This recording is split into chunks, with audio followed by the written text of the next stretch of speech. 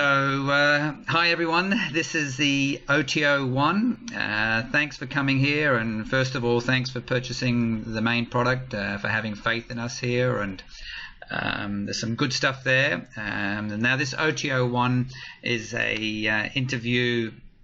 Actually, no, we're actually saying thank you because you actually have bought it, haven't you? I got to get my head around this. So you've actually purchased the oto1 and you're actually now listening to me. When you actually get into this product creation, there's a few things to do, and you're sometimes wondering, and it's great having someone like Mark helping you getting all the way through it. Hi, Mark. There you go, mate. It's all good. Duncan happens to the best of us, mate. Good on you. The first, what we're trying to do is help people who actually have purchased this oto1 and assist them and giving them value for what they've done here. And maybe if we can start off with first is, why this business model? Why because there's so many models out there that you can pick from. Why give them this product creation model? What's the advantage of it, and why have you picked it, and why have I picked it? Okay, so for me, I've tried everything, as most people would have. And for me, it was a combination of different things. Firstly, it was the first thing that I've seen the most success with. But when you start knuckling down and thinking about it, most gurus will tell you to build a list. So with product creation, that happens automatically, and their buyers lists are 10 times more valuable. They tell you, they preach traffic generation. You don't have to worry about that. With product creation, JVs do it for you. It's a different marketing, but they do it for you. It's easier to think about blogging, for an example. Instead of blogging all day long, take 5 of those articles, put them together in a PDF and sell it. To me, it is the easiest and most successful business model out there. All right. You mentioned the JV bit there. Can you maybe expand on that? Because maybe people don't fully understand what that means or what's involved there. Yeah, okay, so with JVs, basically, the basics of it is affiliates are going to promote your product for you, okay? So generally speaking, you're not going to have to worry about traffic generation yourself. Although different aspects of it, you are going to have to look at JV recruiting and getting people to be able to promote it for you, and there's some awesome training on that in one of the other OTOs. But, essentially you're not going to have a list yourself. You're not going to have a traffic source, because all of these JVs have their own lists that they want to mail to your product, because that's how they're making their money through the commissions, and essentially they're building your buyers list for you. So, it's a very great business model. So you're piggybacking off someone else's list. Is that like, the concept? I think, JV joint ventures, you're working with someone who's already got a list. They want to earn some extra money. They don't want to create a product. They're using your product to sell it, and to give it to their list. And from that it's like a piggyback effect. Would that be right? Yeah, exactly. Essentially every affiliate knows that they're going to be giving away their list, to the product creator, but that's how they make income in between their own product launches. So they sell as an affiliate, obviously. So they're quite aware that they're going to be giving their list away, and they're happy with that as long as they're making some extra money, i.e. commissions off your product. Brilliant. All right. And I think that to me took me a while to get my head around that, you're not just using your own list, because I just started off with really a small list, but you're using other people with their lists. And like someone like Tony Shepard, he did over 100 sales from his list, and that skyrocketed me, and you showed me how to do that. And that was brilliant, Mark. Yeah. Okay. Good one. How big can this, is there a limit to the size of how big this model is, or, how big can actually this, how can it be? How big can it be? Myself, I haven't seen 6-figure launch yet, but we fully plan on later on. But just as an example, my wife and I were discussing in bed last night when we were hitting the safe. Hey, not too much information. Go on. We were just watching a launch that it did just under $400,000 revenue in 48 hours. Wow. That's ridiculous. We watch stuff all the time. Like, my wife is very amazed by it because she's not seen stats that we are all the time. And I woke up another morning to her scrolling through my Facebook on the phone and said, Mark, did you know this software did $100,000 in 7 hours? She said, did you know that's possible? Yep. The sky really is the limit. I mean, of course, it does take a lot of work to get there, and it's a snowball effect. It happens over time, but the sky really is the limit, because think about a physical item, for example. You can only sell that once, and then you've got to ship it or whatnot. With a digital product, you can create that once and sell it an infinite amount of times all across the world. You're not, limited by the shop front or what size town you live in, or, postage costs, anything like that. It's just out there for everybody to see. Yeah, I think that took me a while to get my head around that. And that really expands your thinking as well, that there's no limit to the actual size of what you can earn. I looked at my person that I was watching was Jeffrey Walker, and how he was able to generate over $750,000, and he does that every year. He just comes out with this one product and this is what he does, and that to me was a real eye-opener. It took him a few years to get to that, but folks, can you see how powerful that is? There really isn't any ceiling to what is possible in this industry. Yeah, it's crazy. The numbers that guys are saying, it makes, honestly, a small launch makes a whole year's wages as a labourer, like what I used to do. Look like peanuts, really. Good one. All right, can you maybe explain to people about the difference between buyers, clicks, and just maybe a free report, things that a lot of people the difference between a buyer's click and an actual just a subscriber that's getting a free report? Yeah. Okay. So as you build your products, you're building a buyer's list. Now, why that's important is, first of all, you build a relationship with them, through your product, which is one great thing, but they're purchased to be there.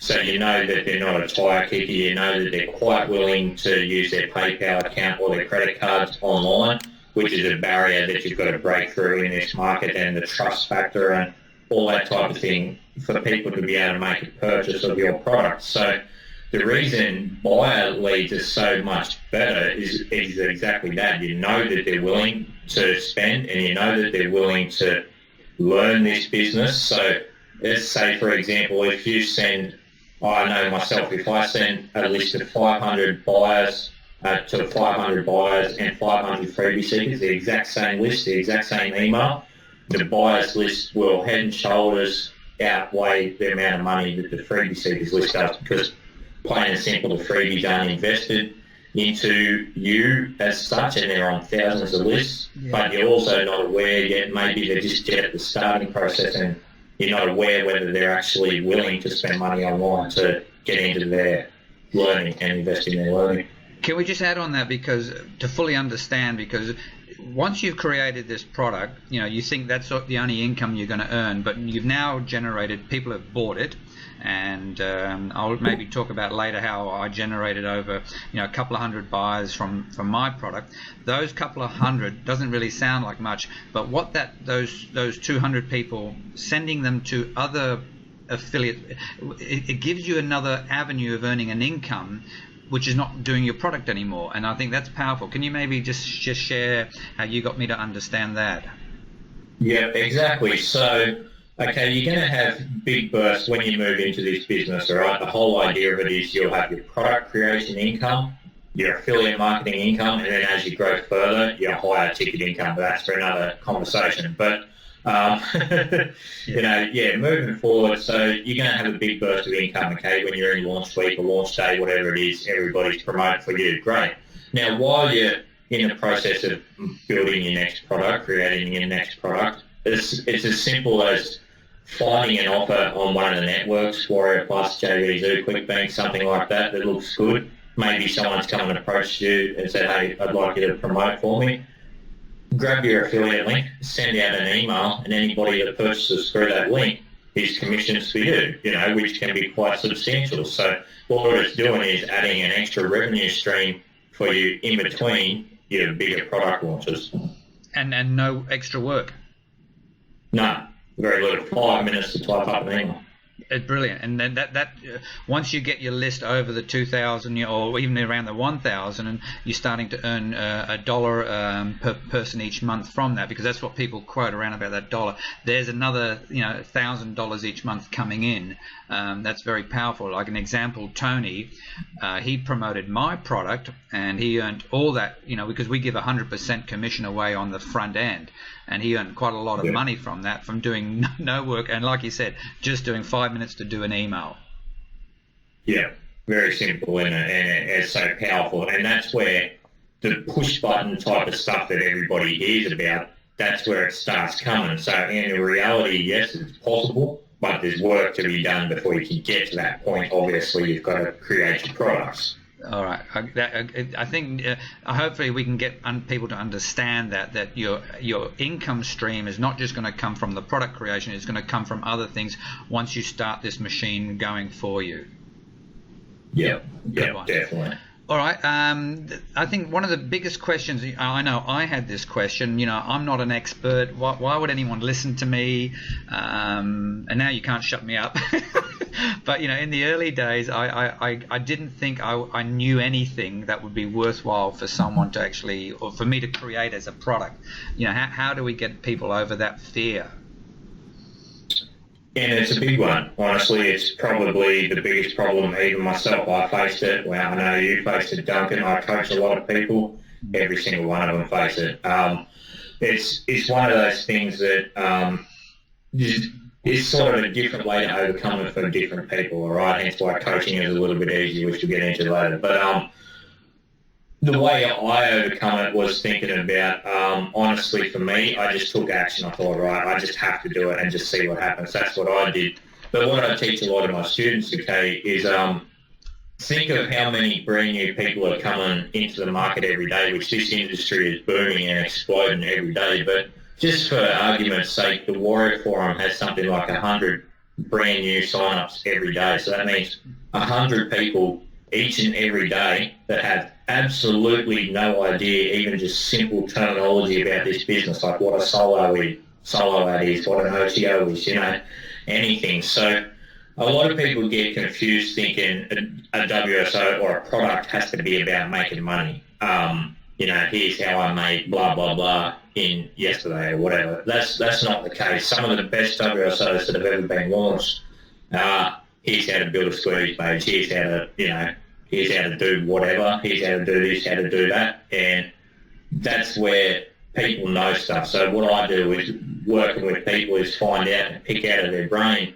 You'll know with yourself, Duncan, the first thing we discussed about is I said, what's worked for you or what can you do? And from there, we move forward into what your product's going to be.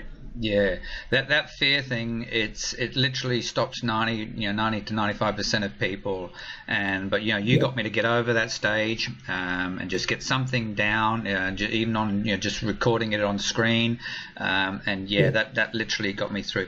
Can we maybe help the people listening? What's some of the ideas of how to get started? There's different things like case studies or interviewing someone. Can you maybe share with them what some of the advice you would give someone to get started? Yeah, okay, cool. All right, plenty of different ways to do it. Duncan touched on a few.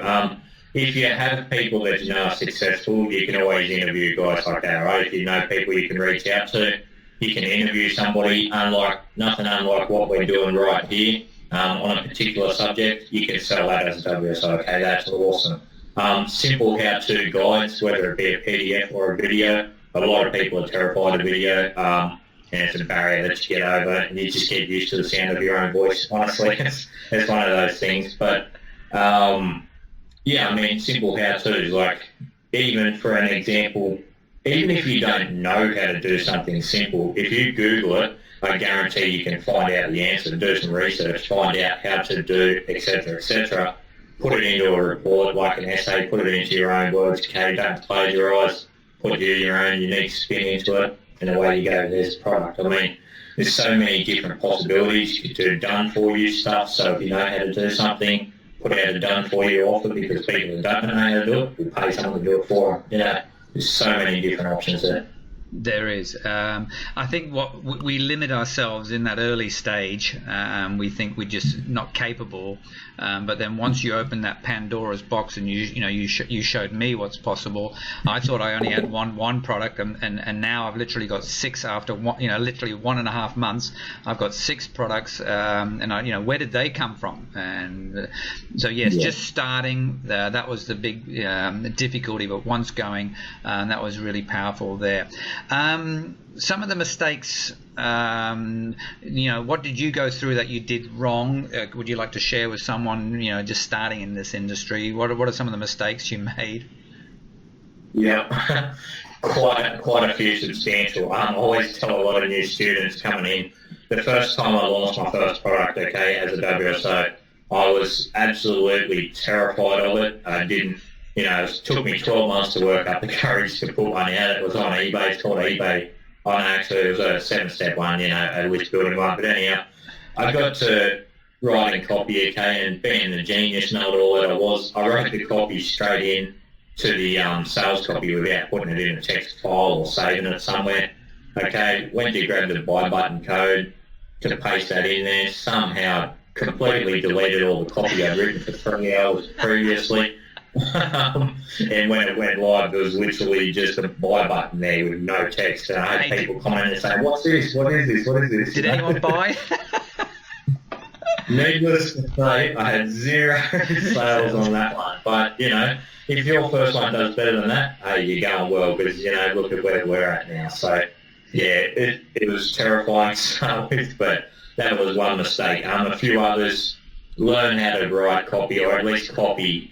So, everything's been out there and done already. People have spent a hell of a lot of money on getting copy written and all that type of thing for them, getting their graphics done, testing everything. It's a simple search, guys. Check out Warrior Plus JVZoo, see the top sellers that relate to your product and model off their copy. So that's a big mistake I made in the early days. To me, it's like the path has already been done for you. It's already there for you. You have a look at some of the big sellers. Have a look at what you would buy. If you went to a WSO page and you think, wow, I would buy that. Well, to me, that is what you taught me. Look at what they've written there and use that in your sales pages and use that in that example. Yeah, very powerful. Give us some examples. What about PLRs? So first of all, what are PLRs, and what's your feeling on them? Okay, so private label rights, that's what PLR stands for. Is basically a product that you can take and rebrand as your own, or change it up to suit how you like it, change it a bit, and then resell it. Personally, I'm not a huge fan of PLR myself, but I do know a lot of top guys that will use it, especially in their back-end products. So it's one of those things. It is great to use if you really haven't got any ideas and you want something to model off that you can change up, or you want something easy to put in as an OTO. So yes, it's definitely usable, but as a general rule of thumb, if you use PLR, absolutely change up product name, because a quick search of the same name, you'll find it everywhere. And try and make it as unique as possible and put your personality into it, because you'll find one thing going forward is people purchase your personality as much as your information. Can we? I want to touch on that in a minute. But to me, the thing I picked up from you was make sure you're giving them value. If this is a rehash PLR that we can buy 20, any other people can get 20. To me, it's making sure that you give customers value, because the first product you make, that's just the first one. We're going to do 4, 5, 6, or 7. We're going to build up a model here and keep going, and your buyers will come back again and again if you're giving them value. And giving them something worthwhile that will make their life easier, better, or if they can actually earn money. And even on that there, I remember reading one WSO, and it was the mistakes he made. He actually didn't make any money, but he actually sold the WSO. here's the mistakes he made. But people were buying that because they wanted to avoid those mistakes as well. So that's pretty powerful as well. Yeah. But value, touching on that bit about you saying about being you, because people will connect with that. I remember the first time I saw you, and it was on video, and you're wearing your blue Aussie singlet. And I'm looking at this guy saying, no, he can't be for real. And I actually got my wife to come and have a look at it. And I said, have a look at this guy. You're just not going to believe it. And I did. But there was something about you that was so genuine, and you weren't trying to hide anything, and you weren't trying to make any airs or anything like that. And from that, the believability came through. And I think that's why I bought your product. And you've taught me right from the beginning. So maybe we can touch on that to people, saying, don't try and be anything else. Be yourself, and that's the best thing to be, because that's the easiest thing to be. Can maybe share, how did you get to wearing that blue singlet and being you? It was hot, Duncan. You know where weather went. I would tell the folks we're here in Queensland, Australia, and well, it's a bit winter now, but yeah, in summer there it gets very, very hot. Yeah, very steamy. I was out recording my videos out in my garage/office, and yes, it was a bit warm. But no, it is something important.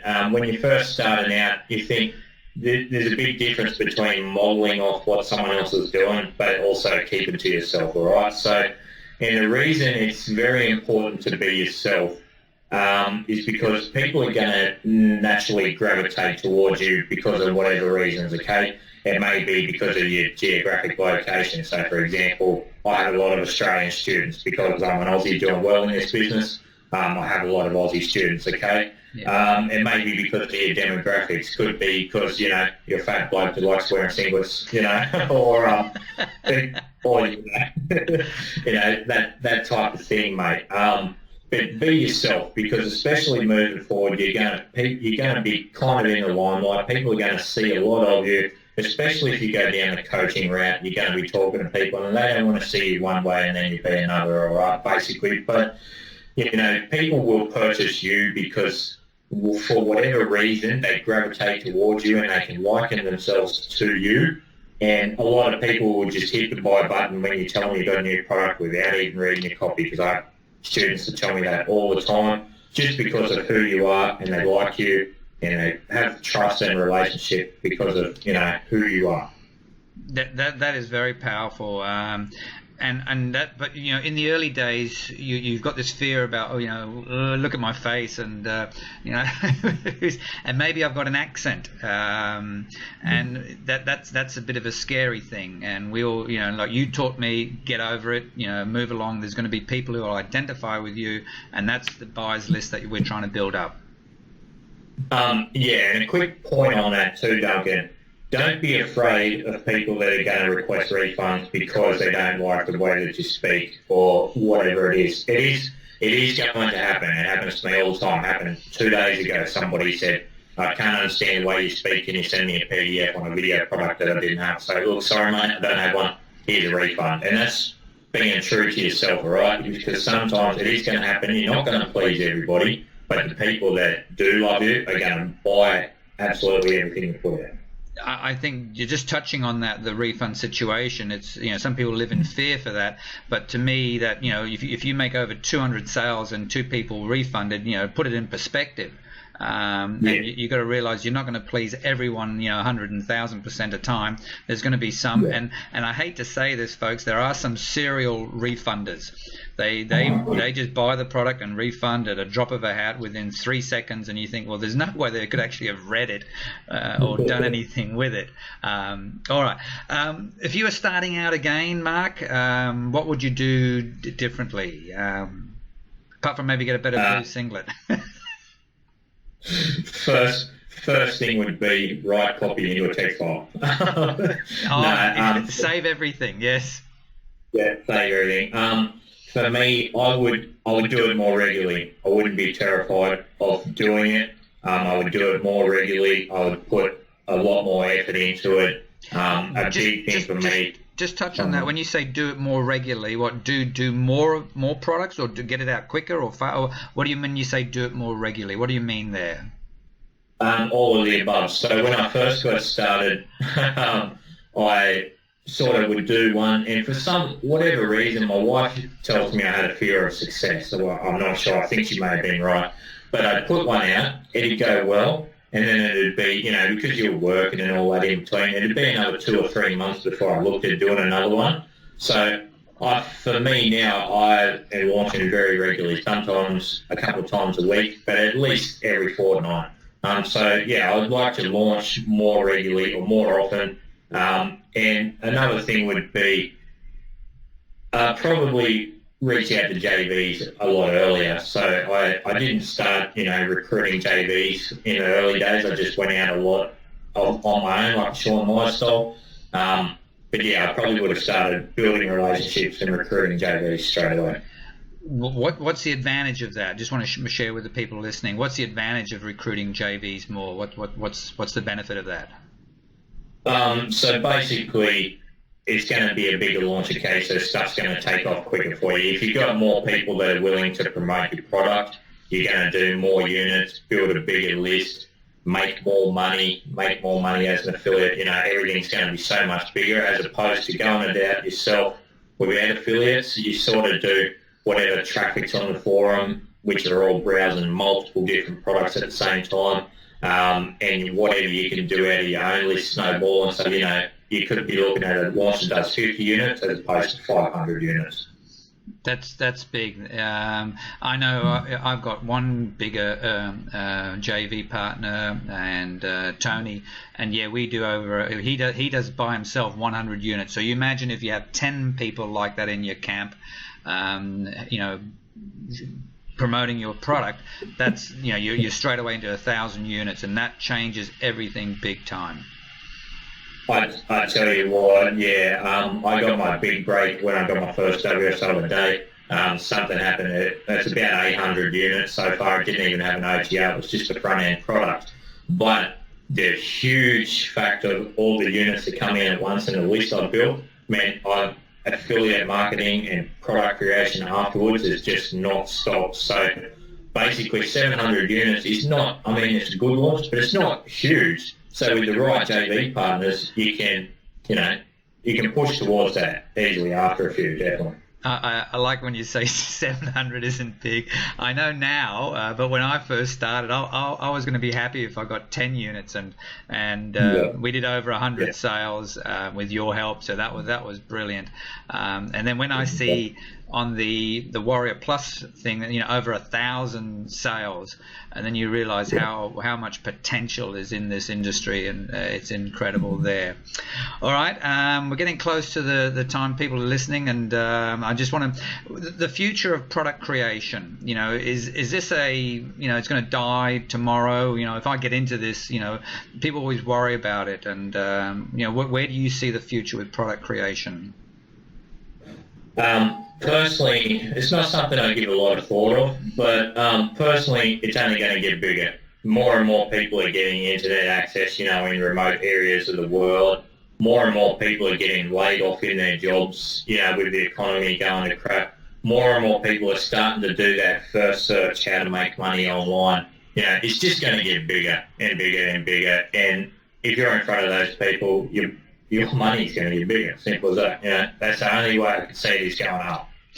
I think that's powerful. That I know I'm a 60-year-old and I'm bored, and I wanted to supplement my income and wanted to do something, and I'm sure how many other Duncans are out there. There's a lot of us out there, and I got no idea how the internet works, and it was just through trial and error and purchasing some products it changed, and then I got into the meeting you, and you assisted me in getting up with my product, and literally things have changed dramatically there. All right, can we maybe touch on some people, do I get a mentor?